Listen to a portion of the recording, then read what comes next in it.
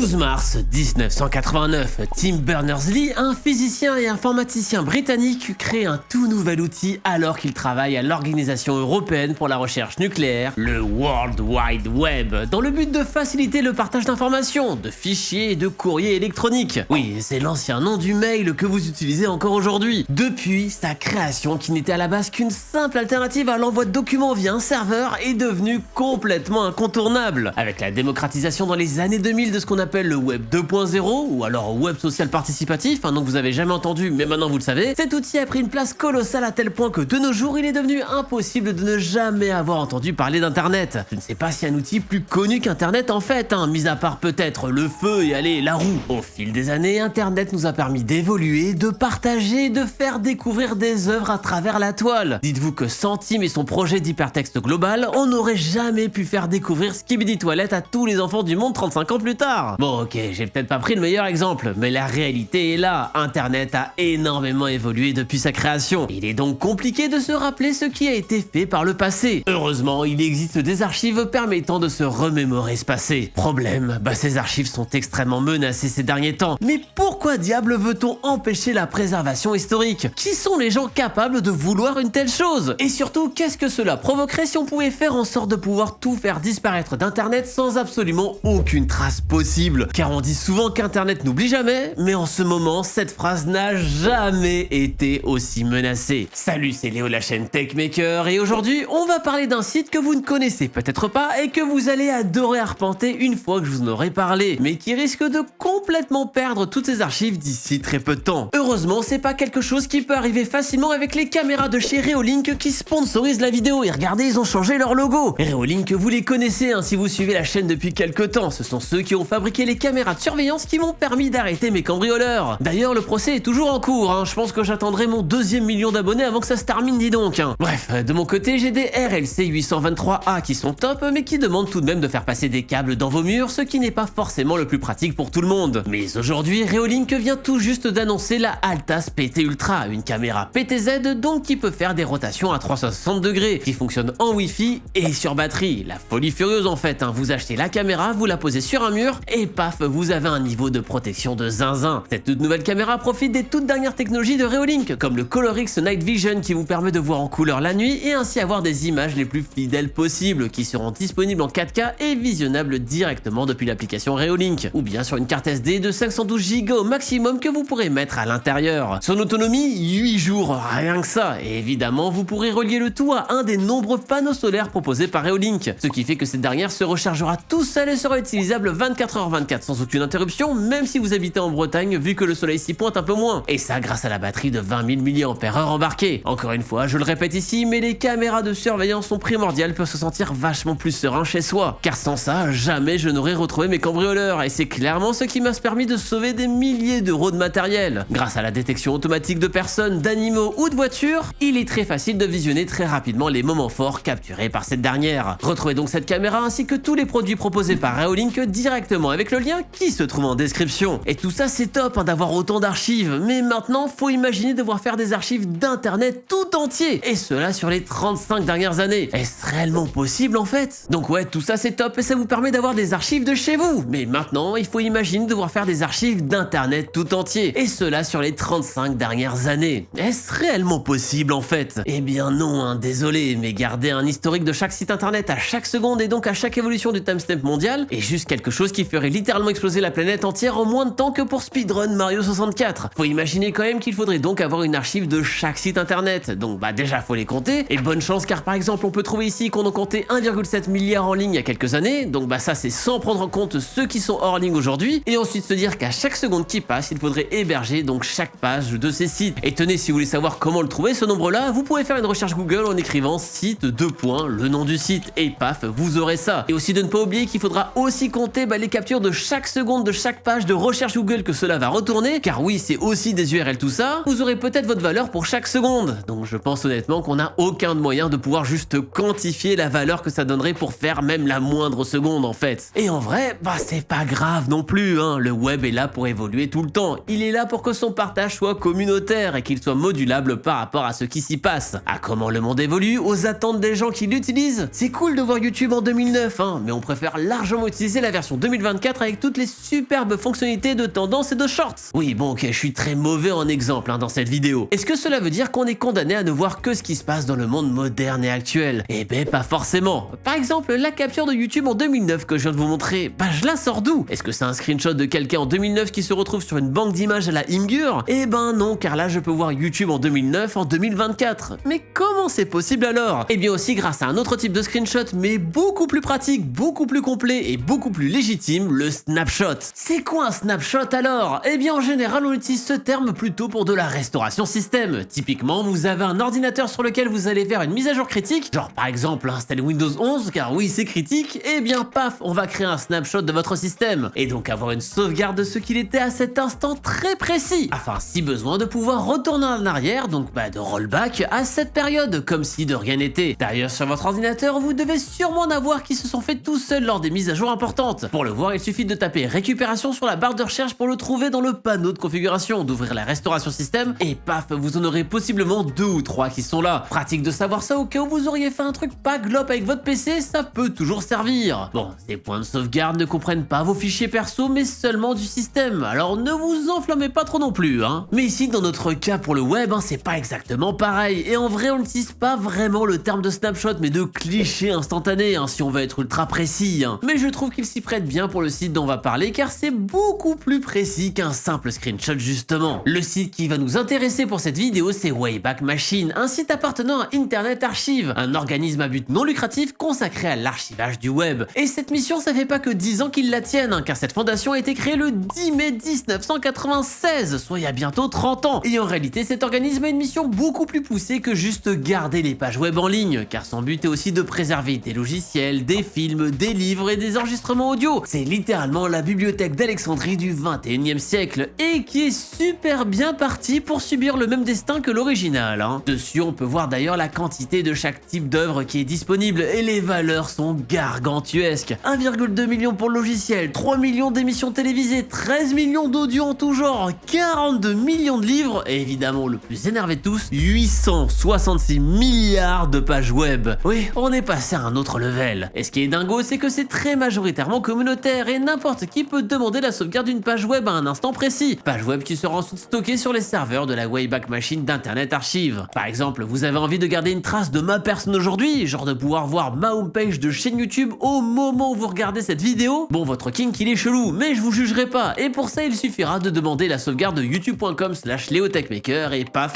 voilà, la page web est sauvegardée pour toujours sur les serveurs d'Internet Archive. Et d'ailleurs, vous pourrez même regarder toutes les sauvegardes faites de cette même page dans le temps, et donc voir que le 12 octobre 2022, quelqu'un avait eu la même idée sordide. Vous pouvez donc cliquer dessus afin de voir une reconstitution assez fidèle de ce à quoi ressemblait ma chaîne ce jour-là. Mais oui, je venais de sortir ma vidéo sur le Spedelec 2 jours auparavant, et ça l'indique tel quel. Superbe vidéo d'ailleurs si vous ne l'avez pas vue. Bien sûr, ça fait pas une sauvegarde parfaite, comme dans vos souvenirs. Par exemple dans le cas de YouTube qui est un site global avec toutes les langues possibles, eh bien Wayback Machine lui va faire une capture telle qu'il voit le site de son côté, et donc en anglais, d'où le fait qu'il y a l'interface dans cette langue, ainsi que certains de mes titres que j'avais traduits à l'époque. Enfin, certains scripts plus avancés n'arriveront pas à se lancer, comme celui de la preview vidéo qui est censé se jouer sur la page d'accueil. Mais dans les cas d'un site avec que du texte, ça donne franchement de très bons résultats assez fidèles. Tenez, vous voulez voir jeuxvideo.com en janvier 2000? Regardez-moi cette beauté. La mascotte de l'époque avait encore son chapeau de Noël, c'est trop mignon. Et en plus, la Solus de Shenmue 2 venait de sortir, c'est Sheshune qui devait être content. Par contre, bon, il y a des choses qui étaient déjà présentes, comme les publicités, sauf qu'on n'est pas sur le même délire, avec un gif en bas à gauche pour nous rediriger vers un site pour télécharger des sonneries, et donc j'imagine pour notre Nokia 3310 à l'époque, ou bien le lien en haut sobrement intitulé « Gagnez 5000 € en 5 minutes, cliquez ici » avec une redirection vers un site qui n'existe plus dénommé MrLotto.com. Ou alors vous préférez peut-être le gif clignotant tout en bas de la page pour être redirigé vers le hit parade. Ouais, je viens de prendre 10 ans dans la tronche juste en prononçant les mots hit parade.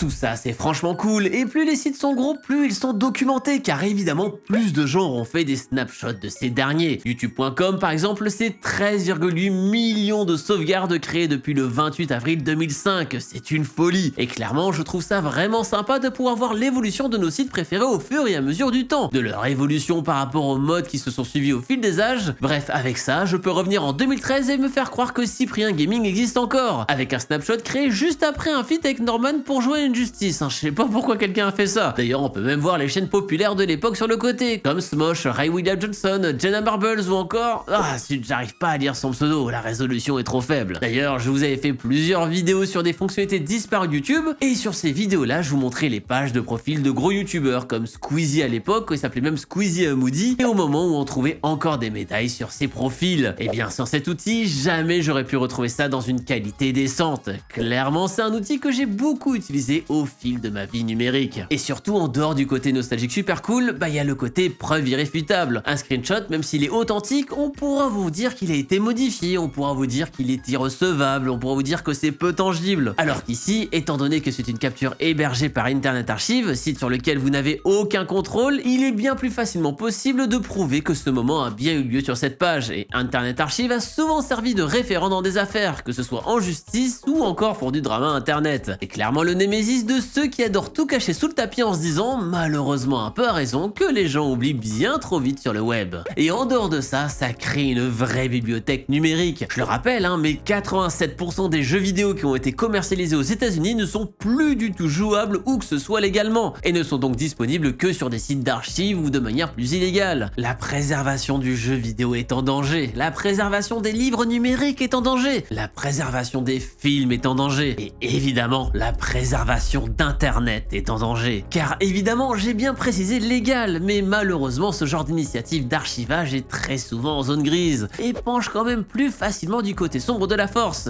Car oui, même si des œuvres ne sont plus disponibles où que ce soit, eh bien les ayants droit de ces œuvres, eux, existent toujours et seront toujours là pour embêter ceux qui proposent leur bien à tous, même si ces derniers ne leur rapportent plus rien car ils ne les exploitent plus du tout. Oui, Nintendo, c'est toi que je regarde avec ton Mario 64 que t'as ressorti honteusement sur Switch car tu voyais que la communauté jouait énormément sur émulateur, et ça, la vieille version qui n'est plus en vente alors que tu casses les pieds à tout ce genre-là depuis plus de 20 ans. Et donc le problème est là, et malheureusement il est extrêmement récent pour Internet Archive, car justement il est aussi menacé et a été poursuivi en justice pour violation de droits d'auteur. Et là, ça peut taper très fort, car au final, aux yeux de la loi, y a-t-il une différence avec un Pirate Bay par exemple? J'en suis pas vraiment sûr. Sauf qu'ici, le plot twist, c'est que c'est pas le même type d'ayant droit qui est casse-pied. Et non, car ici, c'est le monde de l'édition de bouquins. En effet, en 2020, 4 géants de l'édition ont attaqué le projet d'archivage du web. 3 américains avec HarperCollins, John Wiley et Pingouin quelque chose, leur nom est beaucoup trop long, et un français aussi, Cocorico, Hachette. Et ce qui est attaqué est un service en particulier sur le secteur du livre, celui du prêt des bouquins. En fait, depuis tout ce temps, il y a quand même des restrictions sur Internet Archive pour que ce soit pas classé comme du piratage. Et donc sur les livres par exemple, une seule personne à la fois peut visualiser une œuvre, exactement comme une vraie bibliothèque en fait, car il faut un compte justement pour vérifier ça. Il faut faire ce prêt, il y a tout un système très similaire et qui n'avait jamais été attaqué avant. Mais pendant le Covid,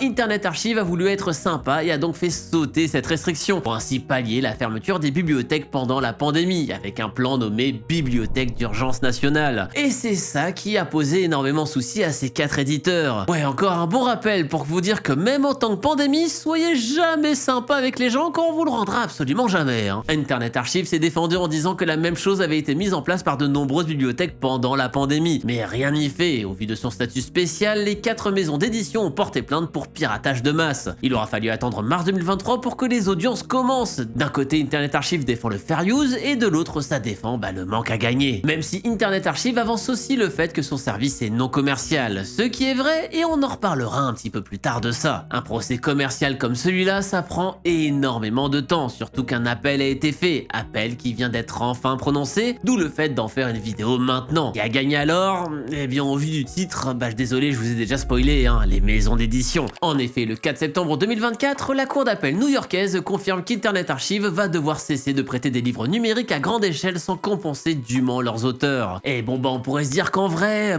c'est nul si on a un nouveau confinement car ils ne pourront pas refaire cette bibliothèque d'urgence, mais le reste fonctionne toujours, non? Eh bien le problème c'est que ce procès ouvre la boîte de Pandore, car évidemment c'est pas le seul procès qui traîne, et évidemment que Sony et Universal les ont déjà attaqués depuis belle lurette pour hébergement de chansons et enregistrements protégés par droit d'auteur. Ici c'est un projet en particulier autour de la préservation, la recherche et la découverte de disques 78 tours. Parce que oui, c'est un crime de pouvoir télécharger des œuvres sur un support qui a été utilisé jusqu'aux années 50 et qui est complètement déprécié de nos jours. Genre même les lecteurs vinyles récents récent, c'est du 45 ou du 33 tours, pas du tout du 78.